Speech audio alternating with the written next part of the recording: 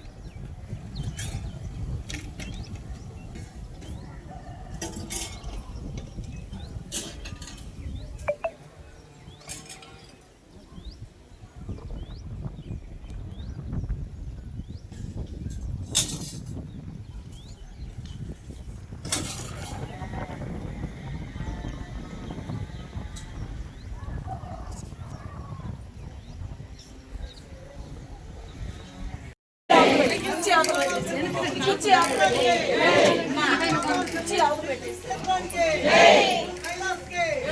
రాలేమ్మా ప్రస్తుతానికి లోపలికి వచ్చాను.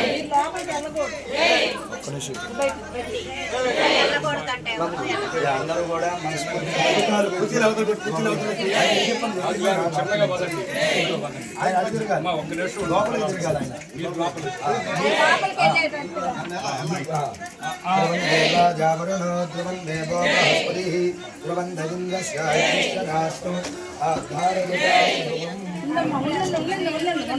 అమ్మ కెమెరామ్యాన్ లోపలికి రానియండి అమ్మ, కొద్దిగా సైడ్ ఇవ్వరా ఏమనుకోకుండా. కొద్దిగా వెనకాల ఉన్నారు కెమెరామ్యాన్ లోపలికి రానియండి. అది వస్తున్నా.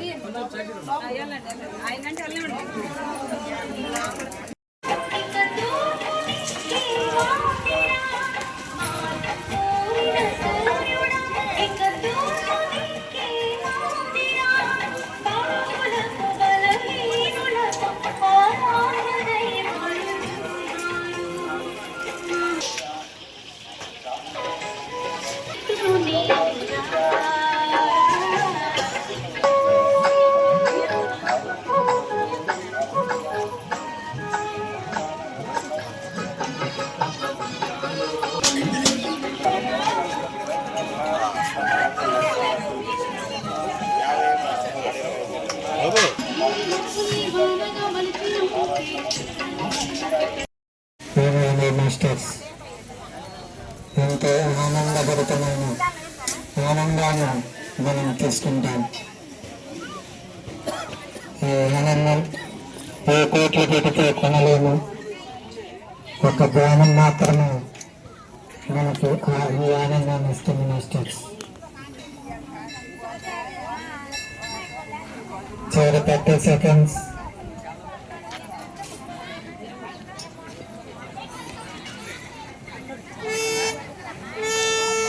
చివరి 20 seconds. 10 seconds. ఎవరు కలుగుతారవద్దు. శ్వాస మీద ధ్యాస మాత్రమే. శ్వాసానుసంధాన మిత్రులారా, ప్రతి శ్వాసలో భగవంతుడు ఉన్నాడు. శ్వాస భగవంతుడు అరిచేతులు చూస్తూ నిదానంగా కలుగుతారు మాస్టర్.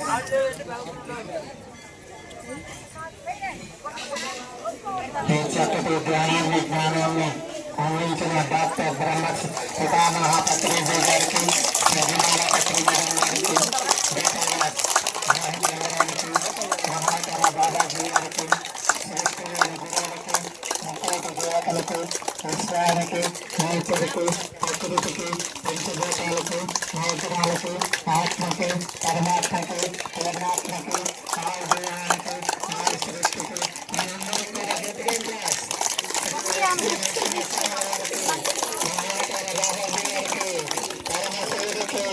అందరికీ కూడా గట్టిగా క్లాస్.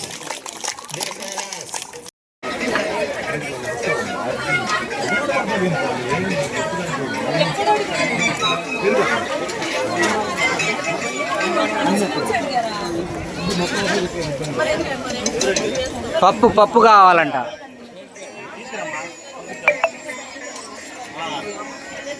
పప్పు కావాలంట మేడం.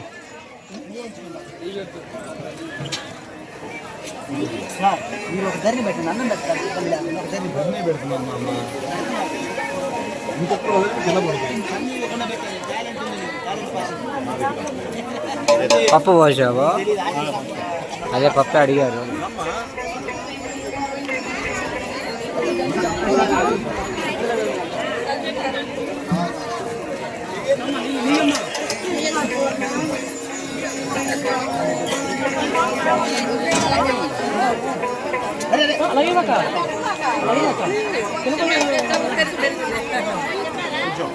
ఫస్ట్ పెళ్ళం అయినా కానీ అట్లా ఏ గురించి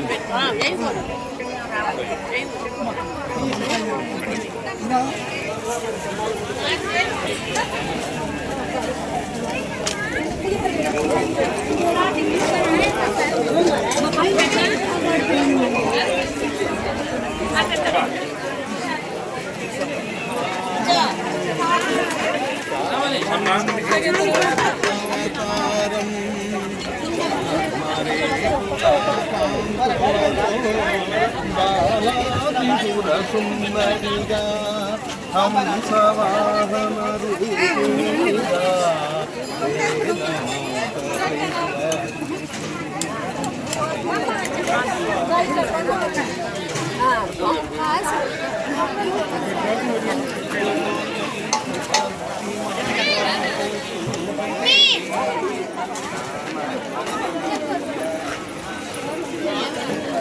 Thank you.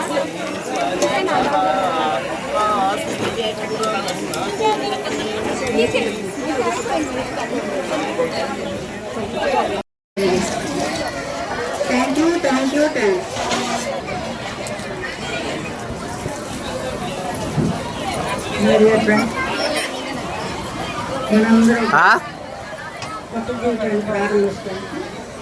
మరి నూతనంగా ధ్యానం అనే ప్రక్రియలోకి రావడం జరిగింది. దీనిలోకి వచ్చాము అనుకుని కూడా చాలామంది అర్థం చేసుకోవచ్చు సతమతం అయిపోతూ కొన్ని రోజులు చేసేసి వదిలేస్తాం. ఏమైనా మనం చేయాలనుకున్న పని మనస్ఫూర్తిగా ఇష్టంగా చేసినప్పుడు దాని ఫలితం అనేది మనకు కనబడదు. శ్వాస మీద ధ్యాస పెట్టండి అన్నారు గురువు గారు. అసలు శ్వాస అంటే ఏంటి, ఎక్కడి నుంచి చెప్పండి. అదొక్క విషయం మనం తెలుసుకున్నామంటే మన లైఫ్ మొత్తం చేంజ్ అయిపోయింది. ఎలా అంటే శ్వాస మనం పీల్చి బయటకు వదిలేది లోపలికి వెళ్ళే గాలి కన్నా మాకెవరు తెలియజేయలేదు తింటే మంచిది కాదని. ఎప్పుడైతే ధ్యానంలోకి వచ్చామో మరి వెంటనే ఈ ఆహారం మనకి మంచిది కాదు, సరికాని ఆహారము తీసుకున్నాము ఇన్ని రోజులు, క్షమించమని అడిగి ధ్యానం చేసుకొని వెంటనే ఎగ్గుతో సహా మానేయడం అనేది జరిగింది. ఇంట్లో ఉన్న పాత్రలన్నీ మార్చేయడం కూడా జరిగింది. ఇంకా మా ఇంటికి ఎవరు వచ్చినా నేను వండను, ఎవరు తినే వాళ్ళు ఉన్న చోటుకి వెళ్ళము. ఆ రెండు మనం వండేటటువంటి హోటల్స్కి వెళ్ళాం. రెస్టారెంట్లు ఉంటాయి, నాన్ వెజ్ వెజ్, అక్కడ అన్ని కలిసిపోతుంటాయి పాత్రలు అన్ని. అటువంటి రెస్టారెంట్స్ కూడా వెళ్ళం. ఇంకా వెల్లుల్లి చెప్పాడు సార్, ఎందుకంటే అది రజోగుణాన్ని ప్రేరేపిస్తుంది. వెల్లుల్లి అవి స్పై అని చెప్పాడు మాంసాహారం. కాబట్టి దాన్ని కూడా మనము అవి లేకుండా సాత్వికమైనటువంటి శాకాహారాన్ని మాత్రమే తీసుకుంటాం. కాబట్టి ఇష్టమైన ఆహారం ఏది అంటే శాకాహారం. సాత్వికమైనటువంటి అంటే మసాలాలు నిలవ ఉన్నవే కాకుండా, ఎక్కువ ఉప్పు కారాలు ఎక్కువ కాకుండా చక్కగా సాత్వికంగా ఉంటే ఆహారం. ఎందుకంటే జైసాన్ వైసామన్ అంటారు, ఏదైతే ఆహారం తీసుకుంటామో అదే మన మనసుగా మారుతుంది. మరి మేము స్కూల్లో కూర్చోబెట్టి అందరు కూర్చోలేరు, ఎందుకంటే వాళ్ళు తీసుకునే ఆహారం పాపం చెప్తాం మనం, కానీ వాళ్ళు ఇళ్ళలో ఒప్పుకోవాలి కదా. వీళ్ళు మేము తినమని ఇళ్ళలో వీళ్ళని ఫోర్స్ చేస్తారు, చేసి అవి తినాల్సిందే అంటారు. అప్పుడు వీళ్ళు కొంతమంది స్ట్రాంగ్ అవుతారు, కొంతమంది స్ట్రాంగ్ అవ్వలేదు, మనం కూర్చోలేదు. ఎందుకంటే ఆహారం అనేది మన మనసుగా మారుతుంది. మరి అశుద్ధమైన సాత్విక ఆహారం తీసుకుంటే మనం ధ్యానం బాగా చేసుకోగలుగుతాం. ఆ హింసాహారము, ఆ రక్తం కూడు అవి తీసుకున్నట్లయితే మన ధ్యానం కూడా. కాబట్టి ఇష్టమైన ఆహారం మాత్రమే మనము తీసుకోవాలి, మితమైన ఆహారం తీసుకోవాలి. మరి మన కడుపు డ్రైవర్ అనుకోండి, ఆ నోరు కండక్టర్ అనుకోండి. మరి డ్రైవరు ఆహారం సరిపోవాలి, డ్రైవర్ అని తెలుస్తుంది కడుపు, కానీ నాలుగు ఏం చేస్తుంది, ఇంకా తిను అంటుంది. అంటే కండక్టర్ బస్సులో ఇంకా ఎక్కిస్తుంటాడు, ఎక్కిస్తే ఏమైతుంది, బస్సు తిరగబడుతుంది. అట్లానే ఈ శరీరానికి కూడా ఎక్కువ ఆహారం ఇచ్చామనుకో ఏమైతుందని రోగం ఇష్టంగా మారుతుంది. మితంగా ఇవాళ ఆహారం అంటే మనకి ఎంత ఆకలి ఉంటే కడుపు 4 భాగాలు అనుకుంటే ఒక భాగం ఖాళీ వదిలేయాలి, ఒక భాగం వాటర్, 2 భాగాలు మాత్రమే తీసుకోవాలి.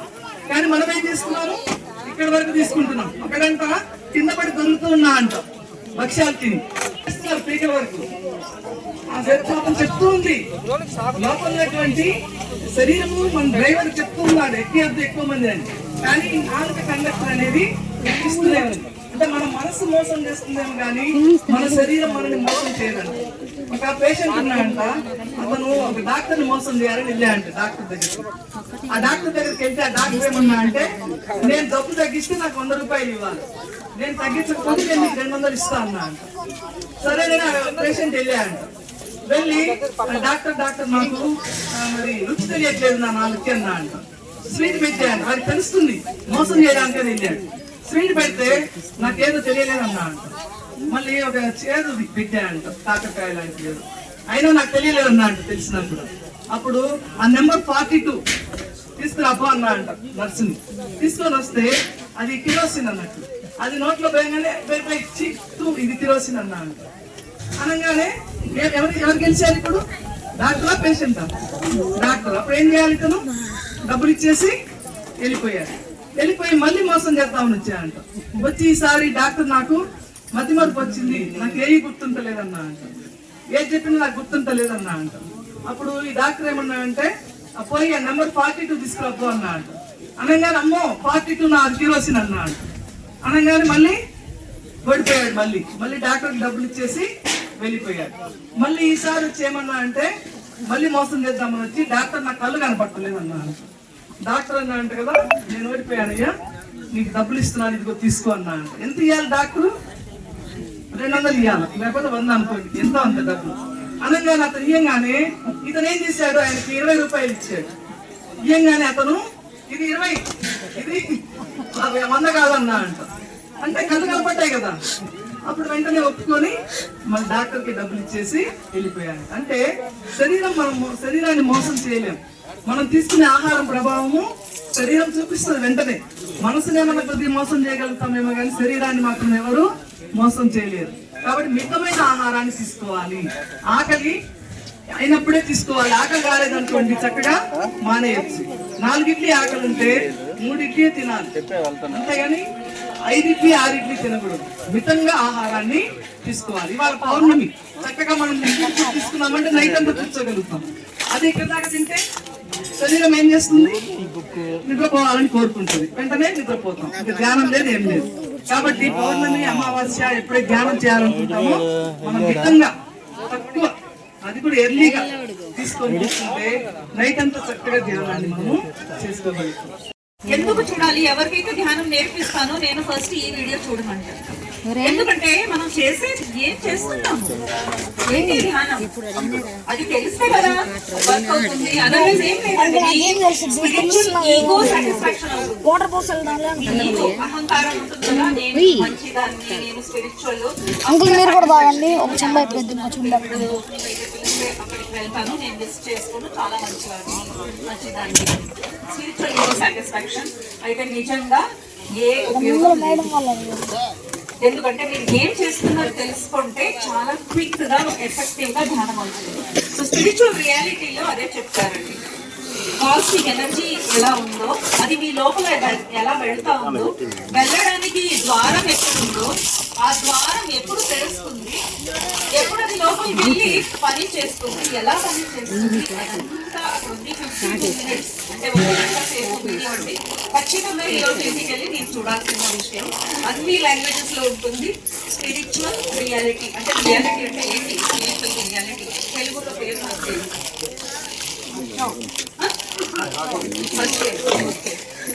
ట్రై చేయండి. స్పిరిచువల్ రియాలిటీ ఇంగ్లీష్ వర్డ్, అది హిందీ, ఇంగ్లీష్, తెలుగు, తమిళ్ అన్ని లాంగ్వేజెస్ లో ఉన్నాయి. అది చూస్తే అప్పుడు మీకు తెలుస్తుంది. ప్రతిసారి ధ్యానంలో కూర్చున్నప్పుడు అది మాత్రం చూసుకోవాలి, కాస్మిక్ ఎనర్జీ మన లోపల ఎలా వెళ్తా ఉంది.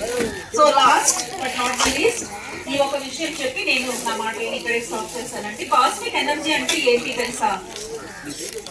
ఎవరైనా ఆలోచించారా? కాస్మిక్ ఎనర్జీ అంటే ఏంటి? Anyone who can explain?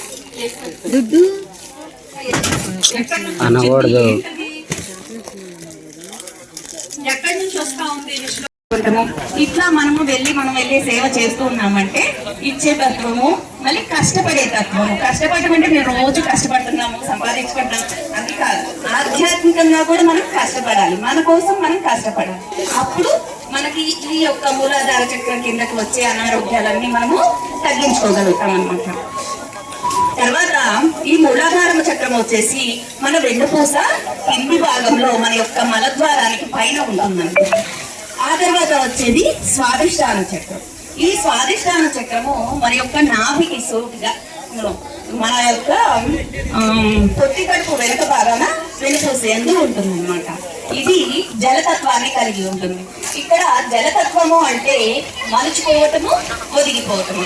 అంతే కదా మాస్టర్. నీరు తీసుకొచ్చి ఒక గిన్నెలో పోసామనుకోండి, ఆ గిన్నె రూపాన్ని సంతరించుకుంటుంది. అలాగే మనలో ఉన్న గుణాలు ఏమేంటివి, మనకి ఏ పరిస్థితి ఎదురైనా, అది కష్టం కావచ్చు, సుఖం కావచ్చు, ఇబ్బందులు కావచ్చు, వాటిని మనము మనకి అడాప్ట్ చేసుకొని దానికి తగ్గట్టుగా మనల్ని మనం మలుచుకుంటూ ముందుకు వెళ్తూ ఉన్నాము అంటే ఆ సమస్యను మనం ఈజీగా దాటుకోగలుగుతాం అన్నమాట. అలా మనల్ని మలుచుకునే తత్వము, ఒదిగిపోయే తత్వము, ఈ రెండు అలవర్చుకున్నాము అంటే మన స్వాదిష్టాన చక్రం కిందకి వచ్చే అవయవాలు ఏంటి, గర్భాశయము, మూత్రాశయము, అంటే మన శరీరంలోని విసర్జన వ్యవస్థని ఈ స్వాదిష్టాన చక్రము నియంత్రిస్తుంది అన్నమాట.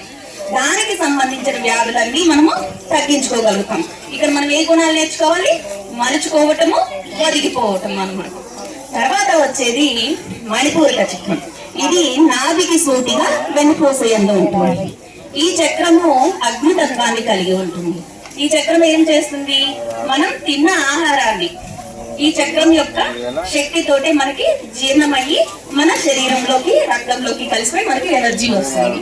మరి ఇక్కడ శక్తి అంటే మనం ఎంతో జాగ్రత్తగా వాడుకోవాలి కదా. అంటే మనం శక్తిని ఎక్కడ వృధా చేసుకుంటున్నాం, మనం అనుకుంటాం ఉదయం నుంచి నేనేం పని చేయలేదు, సాయంత్రం వేసరికి నాకు నీరసంగా ఉంది అనుకుంటా ఉంటాం. ఎక్కడ మనం మరి ఏం పని చేయకుండా మన శక్తిని వృధా చేసుకుంటాం అంటే మనవి కాని ఆలోచనలు, ఎక్కువగా మాట్లాడటం, ఈ రెండింటి ద్వారానే మనము శక్తిని వృధా చేసుకుంటూ ఉంటాం. అంటే ఈ చక్రం దగ్గరికి వచ్చేసరికి మన యొక్క భావావేశాలు, అంటే మనలో ఉన్న కోపము, అది ఉన్నాయి కదా, అని చెప్తారు కాదు అవి, అంటే కామ, క్రోధ, లోభ, మోహ, మదమాశ్చర్యాలు, ఇలా వీటన్నిటినీ కూడా ఎంతవరకు అవసరమో అంతవరకు మనము ఉపయోగించుకోగలిగాము అంటే ఈ యొక్క మణిపూరక చక్రం ఏం చేస్తుంది, మన శరీరంలోని జీర్ణ వ్యవస్థని నియంత్రిస్తుంది. కాబట్టి మనం చూస్తూ ఉంటామా, ఎవరి మీదైనా బీపీ అంటే మనకి ఎక్కువ కోపం వచ్చిందనుకో, మనకేమొచ్చేస్తుంది, లోపల కడుపులో మంట వచ్చేస్తుంది, అల్సర్ వస్తుంది. అవతల వాళ్ళు మనకన్నా ఆధ్యాత్మికంగా ఉన్నతంగా ఉన్నా లేదా భౌతికంగా ఉన్నతంగా ఉన్నా మనకి జలసీ వచ్చేస్తుంది. అది ప్రభావం ఎక్కడ ఉంటుంది, మన అనారోగ్యం మీదే ఉంటుంది. వీటన్నిటి నుంచి అంటే మనకి ఏది అవసరమో, ఎక్కడ ఎంత ఉపయోగించాలో అంతవరకు మనం ఉపయోగించడం నేర్చుకున్నాము అంటే మనము ఈ మణిపూరక చక్రం కింద, అంటే ఈ జీర్ణ వ్యవస్థ కిందకి వచ్చి జబ్బుల నుంచి మనము తప్పించుకోగలుగుతాం అన్నమాట. ఇక తర్వాత వచ్చేది అనాహత చక్రం. ఇది మన గుండెకి సూటిగా వెన్నుపూసయందు ఉంటుందన్నమాట. ఇది వాయుతత్వాన్ని కలిగి ఉంటుంది. అంటే ఇక్కడ వాయుతత్వము అలాగే అనాహత చక్రము వచ్చేసి ఏం చెప్తాము, మనకి గుండె అనగానే ప్రేమ తత్వం వస్తుంది. మనం ఎప్పుడైతే మన యొక్క ప్రేమని మన కుటుంబంలో ఉన్న వాళ్ళు, అంటే ఒక కుటుంబం వాళ్ళు అంటే అమ్మ, నాన్న, అక్క, తమ్ముడు, ఇట్లా అన్న, వదిన, వీళ్ళందరి మీద మనం ప్రేమని కలిగే ఉంటాము. కానీ ఈ తత్వము, ఈ యొక్క అనాహత చక్రానికి వచ్చిన వాళ్ళందరికీ విశ్వమానవ ప్రేమ ఉంటుందండి. అంటే సృష్టిలో ఉన్న ప్రతి పక్షి, జంతువు అన్నిటి మీద ఒకే రకమైన ప్రేమ ఉంటుందన్నమాట. అంటే ఈ చక్రం దగ్గరికి వచ్చేసరికి మనము జాలి, దయ, కరుణ, ప్రేమ అనే గుణాలను మనం అలవర్చుకోవాలి. అంటే ఈ చక్రంలో ఉండేటువంటి థైమస్ గ్రంథి, ఈ చక్రం కిందకి థైమస్ గ్రంథి ఉంటుందన్నమాట.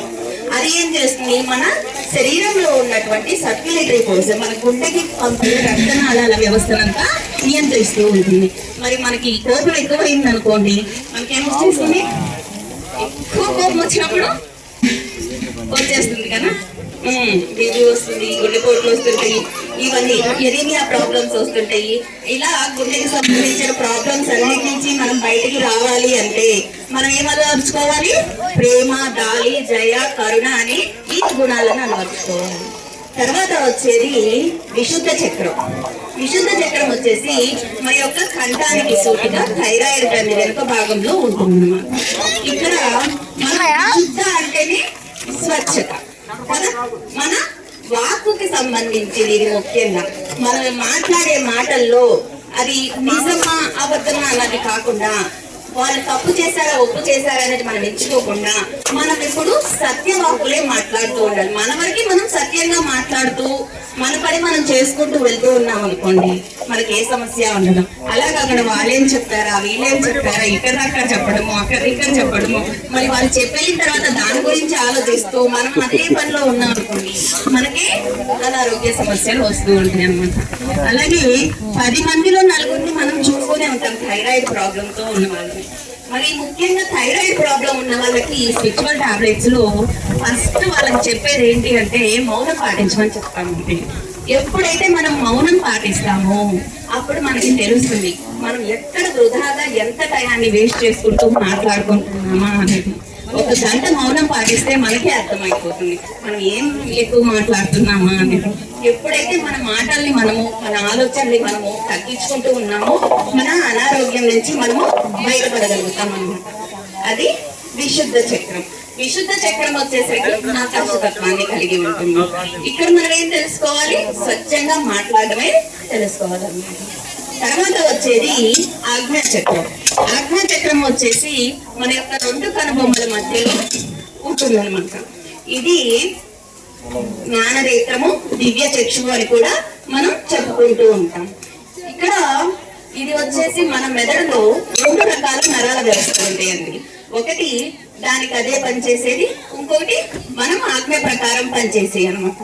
దానికి అవే పనిచేసే నరాల వ్యవస్థలు ఏముంటాయి చెప్పండి మాస్టర్స్, ఎవరికైనా తెలుసా?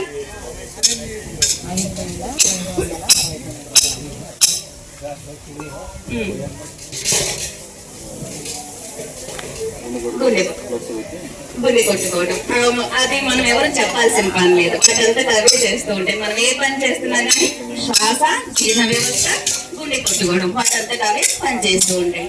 కాబట్టి వాటంతటా అవే పనిచేసే నరాల వ్యవస్థ అంతా కూడా మన యొక్క ఆజ్ఞా చక్రం కిందకే వస్తుంది అన్నమాట. కాబట్టి ఇక్కడ మనము నేర్చుకోవాల్సింది ఏంటి అంటే ఎప్పుడైతే మనం ఈ క్రింద మూలాధార చక్రం నుంచి మనం ఒక్కొక్క గుణాన్ని నేర్చుకుంటూ పైకి వచ్చేసరికి ఈ ఆజ్ఞా చక్రం దగ్గరకు వచ్చేసరికి సృష్టిలో ద్వంద్వత్వమే లేదు, ఉన్నదంతా ఏకత్వమే అన్నది మనం తెలుసుకోగలుగుతాం. అంతే కదా మాస్టర్స్, మనం ఎప్పుడైతే మనం ఇది శరీరము అనుకుంటూ ఉంటామో అప్పుడే మనం ద్వంద్వత్వాన్ని చూసుకోగలుగుతాం. ఎప్పుడైతే మనల్ని మనము ఇది శరీరం కాదు సోల్ అని తెలుసుకోగలుగుతామో అప్పుడు సృష్టిలో ఉన్నదంతా ఒకటే అని మనము తెలుసుకోగలుగుతాం అన్నమాట. ఆజ్ఞా చక్రంకి వచ్చేసరికి మనకి ఉన్నదంతా ఏకత్వమే అన్న విషయం మనం తెలుసుకోగలుగుతాం. తర్వాత వచ్చేది సహస్రార స్థితి. ఈ సహస్రార స్థితి వచ్చేసరికి అందరూ అది ఎక్కడ ఉంటుంది, మన తల మధ్య భాగంలో ఉంటుందన్నమాట. ఇది శరీరంలోని నరాల వ్యవస్థనంతా నియంత్రిస్తూ ఉంటుంది ఈ సహస్రార స్థితి. ఇక్కడికి వచ్చేసరికి సహస్ర జ్ఞానాలను పొందిన వాళ్ళం అయ్యి ఉంటాము. మనకు తెలిసిన జ్ఞానాన్ని నలుగురికి పంచడానికి మనము ఇంట్రెస్ట్ చూపిస్తూ ఉంటాం అన్నమాట. ఎవ్వరు మన దగ్గరికి వచ్చినా మనకు తెలిసిన జ్ఞానమే పంచుతామని చెప్తూ ఉంటాం అనమాట. ఇట్లా మనం ఇక్కడ గుణాలను మార్చుకోవటము అంటే మనకు తెలిసినవి ఇవన్నీ ఎంతో సులభమే, కానీ పాటించడం కష్టమైపోతుంది. ఫస్ట్ మనం ఏం నేర్చుకోవాలి, కష్టపడటము, ఇచ్చే తత్వము నేర్చుకోవాలి. తర్వాత మలుచుకోవటము, ఒదిగిపోవటము. ఆ తర్వాత మన భావావేశాలు, కోపము అవన్నీ ఎంతవరకు అవసరమో అంతవరకు చూపించుకోవాలి. తర్వాత ప్రేమ, దయ, జాలి, కరుణ ఇవి నేర్చుకోవాలి. మాటల్లో స్వచ్ఛత. ఈ గుణాలను ఎప్పుడైతే మనం అలవర్చుకుంటూ మనం మార్చుకుంటూ ముందుకు వెళ్తూ ఉంటామో ఆటోమేటిక్ గా మనం అందరము జ్ఞానంలో అయిపోతాం. Thank you masters. ఇలా మన గుణాలు మార్చుకుంటూ అలాగే మనం చదివేస్తున్నాము.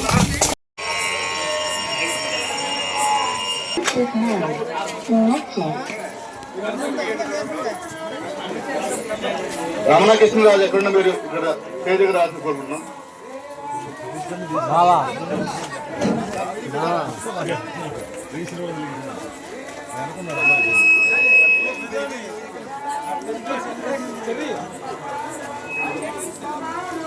FM mode, low E mode.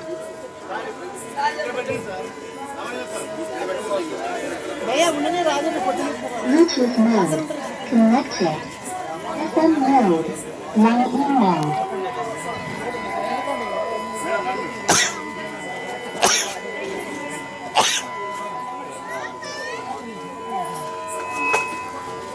ఏమైంది పాట? ఏదేది బ్లూటూత్ పెట్టలేదు. Bluetooth mode, connected.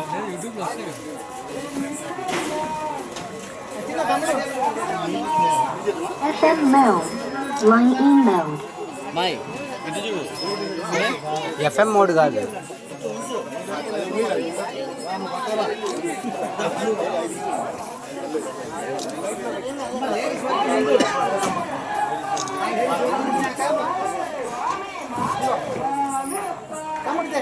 అసలు లేడీస్ లేడీస్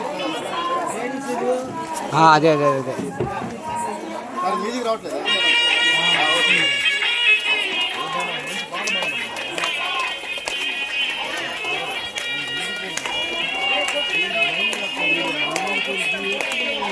మేడం కొంచెం ఓపెన్ మేడం ప్లీజ్, కొంచెం మీరు ఓపెన్ మేడం, లేడీస్ కానీ ఇంకా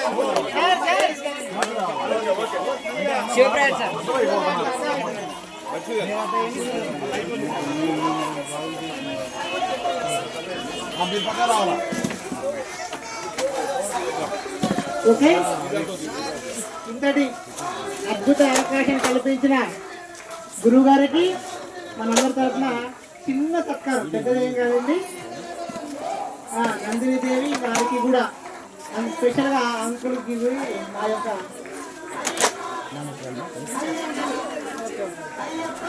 నందినీదేవి గారు ఇక్కడికి రావకపోవడం అనేది చాలా చాలా విచారకరమైనది. మరి ఏ కారణం చేత బాబాజీ ఇలా చేయించాడో ఏమో తెలియదు.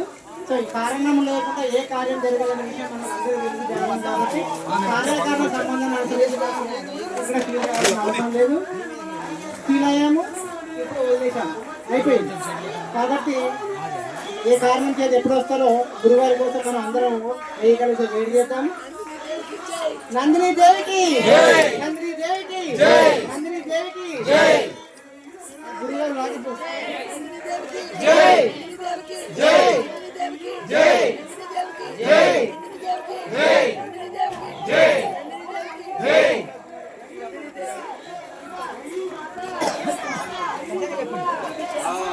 నందిదేవి గారు వాస్తవానికి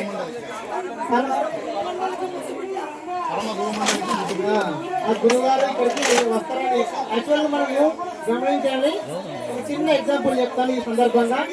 ఏంటంటే ఏది శాశ్వతం కాదు అనే దానికి బెస్ట్ ఎగ్జాంపుల్ ఏంటిదంటే ఇక్కడ మా గురుగారు రాకపోవడం. ఎందుకంటే తన పేరు మీదనే సృష్టిలో అతి ఉత్తమమైన పిరమిడ్ నిర్మించబడి తానే రాదు. నిన్నటి వరకు ఈ క్షణం వరకు వస్తారని వేడి చేసినాము. వాళ్ళ గురువారు వేడి చేశారు, వాళ్ళ శిష్యుడు వేడి చేసారు, ఇద్దరు వేడి చేసిన. దీనికి కారణం ఏదో బలమైన కారణం ఏది ఉన్నప్పటికీ మానవ శరీరంలో ఉన్నాం కాబట్టి కొంచెం సెంటిమెంట్, కొంచెం బాధ ఉన్నది. శరీర ధర్మం అనుసరించి మాత్రమే ఉన్నది, ఆత్మపరంగా ఏది లేదు. కార్యకారణ సంబంధం ఏదో సంబంధం ఉండి ఉంటుంది, రాలేదు. ఏ కారణం చేతున్నా ఏ కార్యం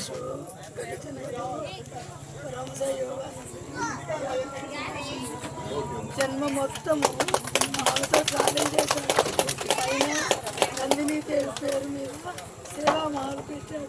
అయినా తన జన్మది కాదు, ఒక పుట్టడానికి కాదు అని తెలుసుకున్నాడు. జీవితం ధ్యానమే అని తెలుసుకున్నాడు.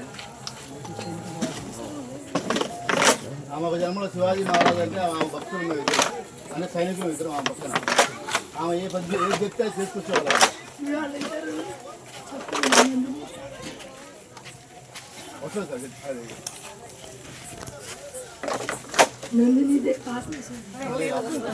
నందినీదేవి గత జన్మలో అన్ని జన్మలు ఈ సృష్టిలో ఈరోజు ఈ ధ్యానము, ఈ మందిరము, ఈ ధ్యానము అనేది అసలు ఈ ప్రపంచానికి ధ్యానాన్ని పరిచయం చేసింది నందినీదేవి. అర్జునుడు ఏ భగవద్గీత అయితే ఈ సృష్టికి వచ్చిందో ఆ భగవద్గీతకి మూల కారణమే అర్జునుడు. అర్జునుడి కోసమే 18 రోజులు యుద్ధం జరిగింది.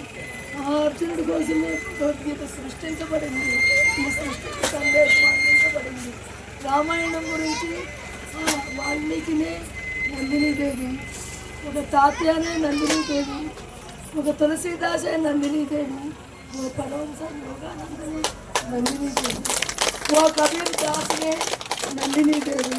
ఈరోజు కబీర్ దాస్ బుక్స్ పంచారు. ఆ కబీర్ దాసే నందిని దేవి ఈరోజు పరమహంస యోగానందని నందిని దేవిగా పుట్టి మరి గురువుని కలుసుకొని వచ్చి ఎంతో శక్తిని చేస్తుంది. అంటే ఎక్కడో అమెరికాలో పుట్టిన రమేష్ అతనితో ట్రావెల్ చేసి నా బాడీ రికవర్ చేసే సమయానికి నా దగ్గరకు వచ్చి నా గురువే ఇలా ఉంటే నా గురువు ఎలా ఉంటారు అని నా దగ్గరకు వచ్చి మళ్ళీ జన్మంటూ ఉంటే నాకు ఈ గురువుతో నేను ట్రావెల్ చేయాలి అని మనసు సంకల్పం చెప్పుకున్నాను. వీళ్ళిద్దరూ కలిసి ఇక్కడికి వెళ్ళారు. గురుమండలి పూజ జరుగుతుంది కదా, 12 రోజులు పుష్కరాలకి వీళ్ళిద్దరూ వెళ్ళారు. కానీ వాళ్ళు వచ్చే లోపలే నేను బాడీకి వచ్చేసేసి ఇప్పుడు వచ్చి ఏడ్చారు ఇద్దరు. మేమంటూ ఉంటే మళ్ళీ జన్మంటూ ఉంటే కలుసుకుంటాము, మళ్ళీ పుడతాము అని వచ్చారు. మళ్ళీ పుట్టాడు, కలుసుకున్నాడు, మళ్ళీ కలుసుకున్నాను. ఈరోజు ఎంత అద్భుతం. అలాగే మీ ఇద్దరు కానీ నాకు ఇచ్చిన మాట కోసం, ఈ సృష్టి కోసం, ఈ భర్త గడ్డ కోసం వెళ్ళారు. అక్కడ ఇక్కడ ఎలా ఒక జవాన్గా వెళ్ళి వచ్చి మళ్ళీ ధ్యానంలో వచ్చి మళ్ళీ నన్ను కలుసుకున్నారు. జై జవాన్, జై కిసాన్, జై శివాజీ, జై జవాన్, జై కిసాన్. అలాగే నందిని దేవి ఈ పిరమిడ్ పేరు మీదే కట్టబడింది. తను రావడానికి బాబాజీ ఇంకా పర్మిషన్ ఇవ్వలేదు. వచ్చింది ఎంతో ఈ బాబాజీ తను గత జన్మలో ఎన్నో సంస్థలు స్థాపించింది. మీ అందరికీ ఒక విషయం చెప్పాలి. నాకు బాబాజీ మెసేజ్ ఇచ్చారు, ఒక 1.5 క్రితం ఇచ్చారు. ఏమని చెప్పారు అని అంటే, నా శిష్యుడు రజనీకాంత్ని ఇక్కడికి పిలిపించు అని చెప్పాడు. అయితే నేను ఎలా పిలిపియాలి బాబాజీ అని అడిగాను. అనిల్ ద్వారా పిలిపించు అని చెప్పాడు. అనిల్ చెప్పాను, నీకు 1.5 తర్వాత చెప్పాడు. కానీ 3 నెలల క్రితమే చెప్పాడు బాబాజీ. కానీ బాబాజీ చెప్పిన మాట అయినా నేను మనంతటా మనం అతని దగ్గరికి వెళ్ళి రమ్మంటే అది కాదు, అలా వద్దు. వాళ్ళంతటి వాళ్ళే బాబాజీ వచ్చాడు, బర్త్డే బాబుగా వచ్చాడు. బాబాజీ ఊయలు ఊపడానికి ఆ రజనీకాంత్ వస్తాడు, వచ్చేలా బాబాజీ చేస్తాడు అని చెప్పాడు. అందుకే నేను ఆ ప్రయత్నాన్ని వదిలేశాను. కాబట్టి బాబాజీ చెప్పిన ఈ ఒక్క పని నేను చేయలేదు. అందుకు బాబాజీకి క్షమాపణ చెప్తున్నాను. నందినీదేవికి చెప్పిరమ్మన్నాను, చెప్పొచ్చాను, కానీ తను రాలేదు. అయినా టేకిటీ నేను ఏదైనా టేకిటీ తీసుకుంటాను. అలాగే మీరు కానీ టేకిటీ తీసుకొని ఈ వచ్చినందుకు అందరికీ ఆత్మ ప్రణామాలు. అలాగే ప్రతి అమావాస్యకి పూర్ణానికి ఇక్కడ ఎంతో వేడుక చేద్దాము. ఆ బర్త్డే బాబుని పెంచుతాము. అలాగే ఆధ్యాత్మిక సంపదను పెంచుతాము, ధ్యాన సంపదను పెంచుతాము. అద్భుతంగా ఈ బొల్లాపల్లికి తీగదిద్దాము. ఈ సృష్టిలోనే మొత్తం ఈ భర్తగడ్డకే పేరు తెద్దాము. జై భరతమాత, జై భరతమాత, జై భరతమాత చెప్పండి. జై భరతమాత, జై భరతమాత, జై భరతమాత, జై శివాజీ, జై శివాజీ, జై శివాజీ. ఇంకొకటి మీ అందరికీ చెప్పాల్సిన ఒక అద్భుతమైన, నేను ఎంతో చేశాను ఈ సృష్టి కోసం. నేను చేసే భాగంగా ఇక్కడ 500 సంవత్సరాల క్రితం నుండి మనగడ్డ మీద మన యోచనలో బలరాముడు లేడు. కానీ 1,00,000 సంవత్సరాల తపశక్తితో బలరాముడు వచ్చేలా చేశాను. ఇది సత్యం. ఎవరు నమ్మినా నమ్మకపోయినా నా శక్తిని పోసాను బాలరాముడి కోసం. ఎంతో సృష్టిలో ఎన్నెన్నో అద్భుతాలు ఉన్నాయి. అయితే ఇంకొక విషయం ఏంటంటే, నందినీదేవి ఎప్పుడైనా రావచ్చు. నందినీదేవి రాలేదని దిగులు పడే అవసరం లేదు. దిగులు పడద్దు నువ్వు. ఇంకా ఇంటింటికి ఒక జెండా వచ్చింది. అది ఎవరైనా గుర్తుపట్టారా? శివాజీ కళ నెరవేరింది. ప్రతి ఈ భారతదేశం మొత్తం ఇంటింటికి భరత మాత జెండా వచ్చింది. ఇంటింటికి వచ్చేలా చేశాను. నా కళ నెరవేర్చుకున్నాను. మళ్ళీ జన్మలు ఎత్తి ఎత్తి ఎత్తి ఏదైతే నేను సాధించాను, ఈ జన్మ పద్మావతిగా ఎత్తి సాధించాను. ఇదొక్కటి శివాజీ జన్మకు ఉదాహరణ. కాబట్టి జై శివాజీ, జై ధన్యవాదాలు.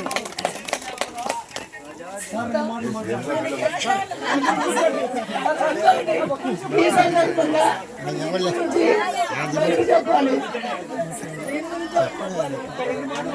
ఆస్తులన్నీ పోయాయి, నా బరుగుడ్లు అమ్మేశాము. మా అబ్బాయి నా ఆస్తులన్నీ పోయినా బరుగుడ్ల కోసం బతికాను. చెప్పొద్దులే, మాట్లాడుకుంటాను, ఆయన మాట నేను చెబుతాను. అన్నీ అయిపోయినాయి, ఇంకేం అవసరం లేదు. ఇలా ఈ విధంగా కానీ ఉంటుందా త్యాగం చేయడానికి అని అంటే బరుగుడ్లు అమ్మేశాము. బాబు ఏదైతే ఇవాళ ఇచ్చేసారు, అందరూ తల ₹1 ఇచ్చారు, అది వేసేసాము. నా దగ్గర ఇంకేముంది ఇవ్వడానికి, నా కిడ్నీ తీసుకో అని చెప్పన్నాడు. ఆ కిడ్నీ ఇస్తావా, ఇస్తే ఇచ్చాయి, ఇంకా వెనక ముందు చాలా ఉంది పని అని చెప్పన్నాను. ఇవ్వడానికి సిద్ధంగా ఉన్నాడు, తీసుకోవడానికి సిద్ధంగా నేను ఉన్నాను. కాబట్టి జై శ్రీనివాస్, జై జై శ్రీనివాస్. కిడ్నీ లేకుండా మీరు నడిపిస్తారు భార్యని, ఇంకా కిడ్నీ లేదు madam. Okay, thank you. Thank you uncle. Srinivas అంకుల్కి, శ్రీనివాస్ అంకుల్కి, శ్రీనివాస్ అంకుల్కి. Thank you uncle.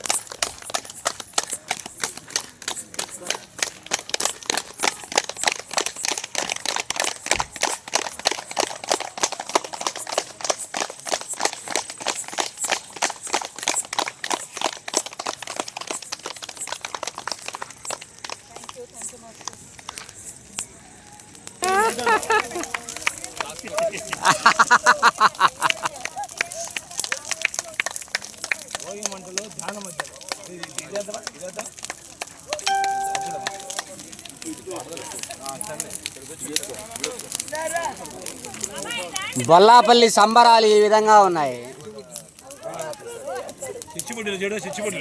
Nandini Devi Baba pyramid ధ్యాన కేంద్రం.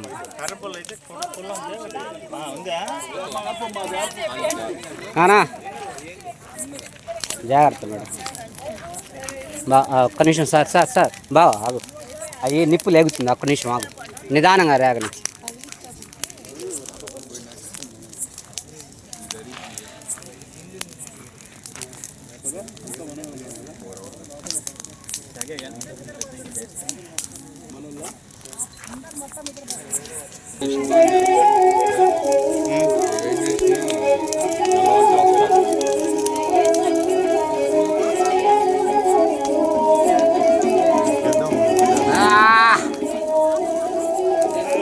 సగ రేగింది.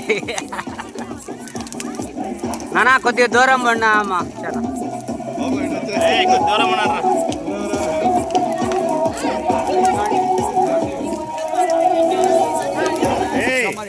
సార్ సార్ కొద్దిగా జనాల మీద పడతాయి సార్ కొద్దిగా మనకు ఊపందుకు ఉంటుంది కానీ మనమే తగ్గించుకోవాలి పక్కనే ఆనుకొని ఉన్నారు వీళ్ళు. ఇంకో సెక్షన్ ఉంది వరణి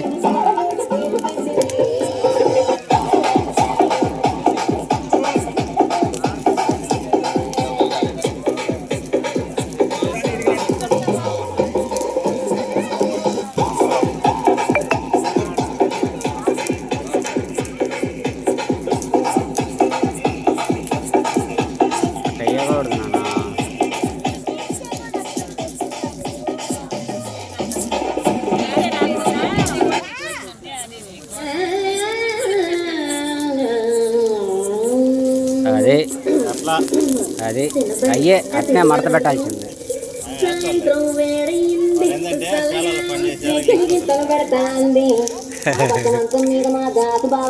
ఈ పక్క కుర్చీలో కత్తి లాంటి కుర్రాడు ఆసీనమైన డాన్సింగ్ పార్టీ వారి అభినయ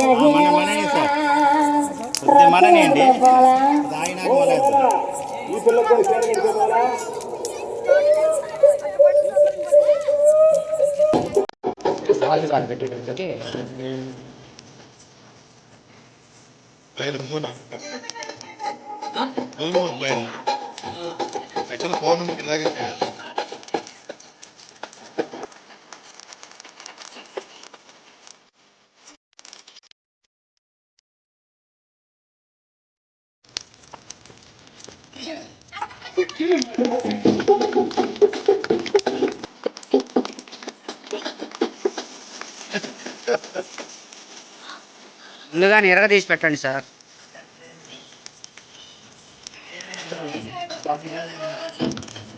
గంట సేపన్నా కూర్చుంటారు అనుకున్నా ఉపయోగపడద్దు అనుకున్నా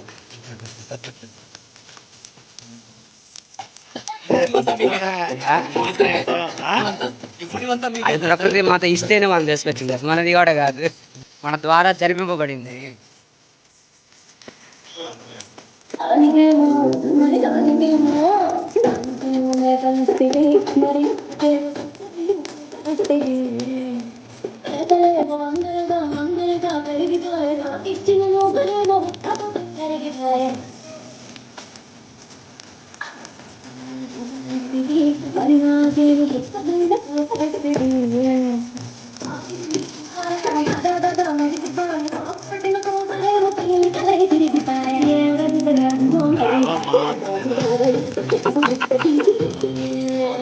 చీలికలు తీసుకున్నట్టు అగ్నిదేవుడు చీలికలు తీస్తుంది కప్పపట్ట చూడు నారిగా దాస్తుంది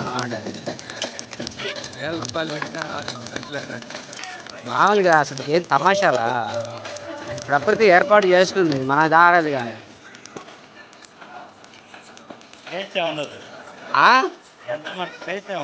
చూడు ఏంటది నువ్వు కొత్త కొత్త డిజైన్లు చేసావు అసలు పిరమిడ్ బావా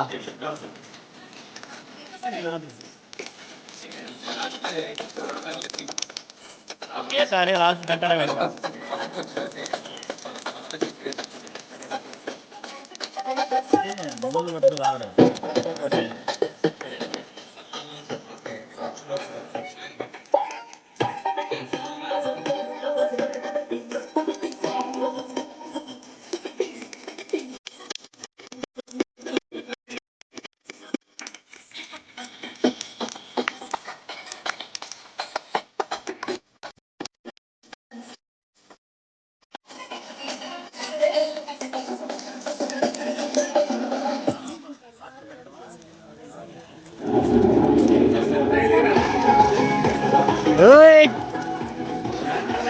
రాజా రాజా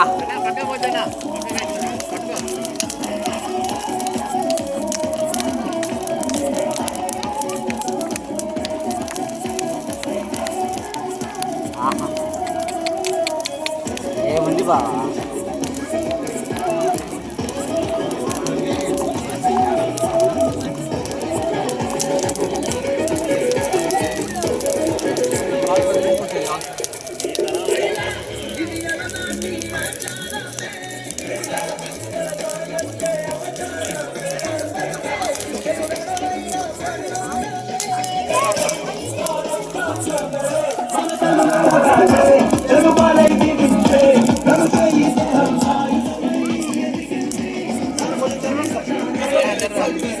చేస్తున్నారా?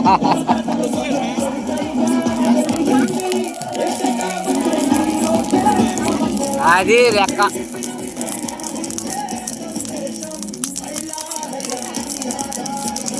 అయిపోయింది సార్, సపోర్టింగ్ పోయింది.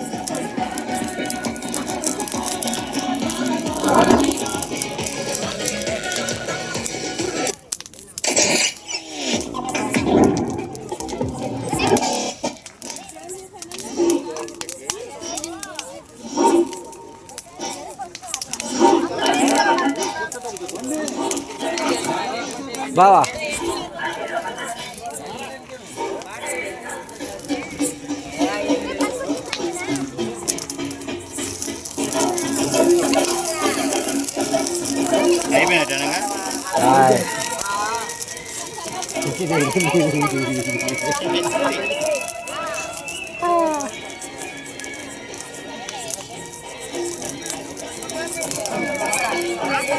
మీన్స్ గొల్లాపుల సంబరాలు మీన్స్ ఇది లింక్. అది పలికిచ్చింది ఆయన, జరిపించిండు, మొత్తం మీద కంప్లీట్ చేసిండు.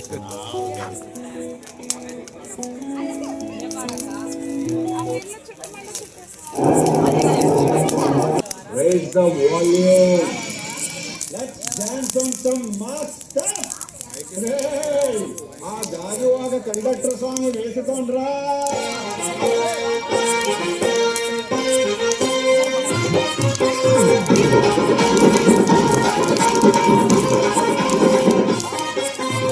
సింపి చుట్టదాన్ని చెవులి రకన చుట్టదాన్ని చేతి నక్కి పెట్టదాన్ని గుండరాల మెట్టదాన్ని నేను తండ్రి దండాడదాన్ని కాదు బాబు బైకు మీద వాడను సరే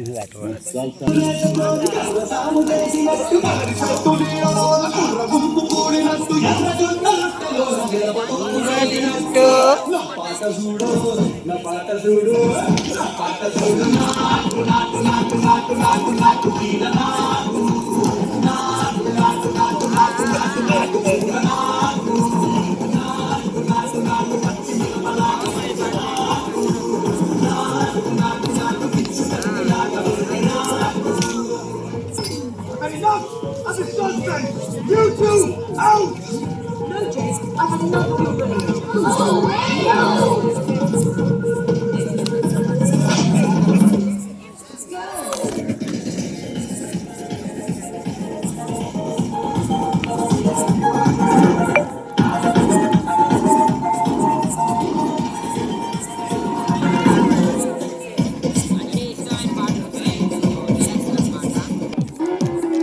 రైట్ రైట్.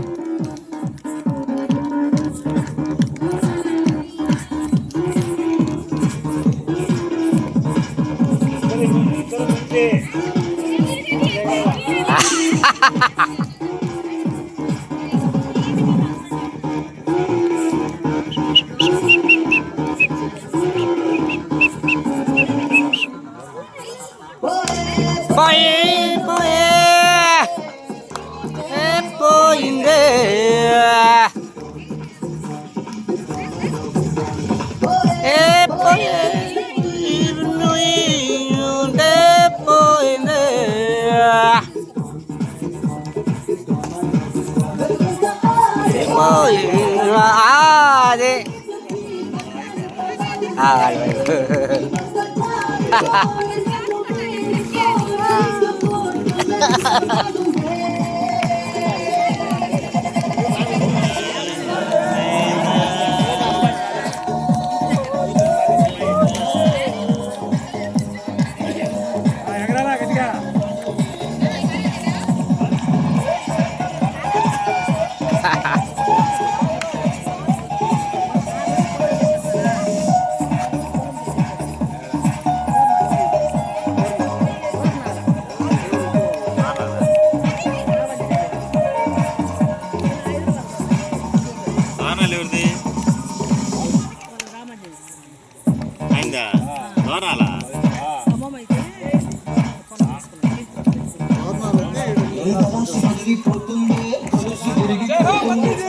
జయ హో జయ హో జయ హో పోతుంది పోయిందే.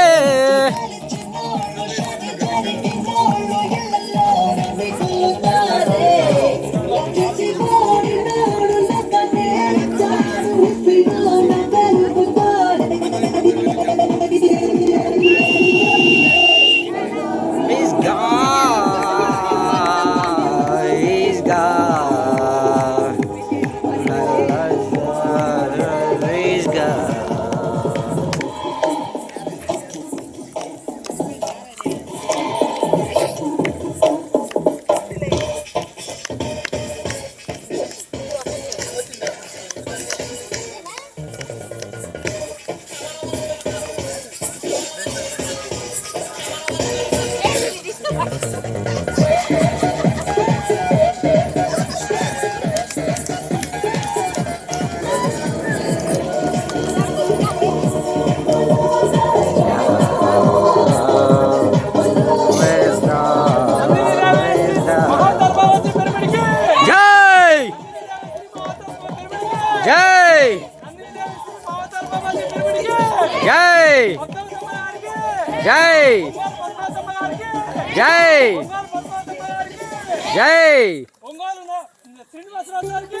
Jai!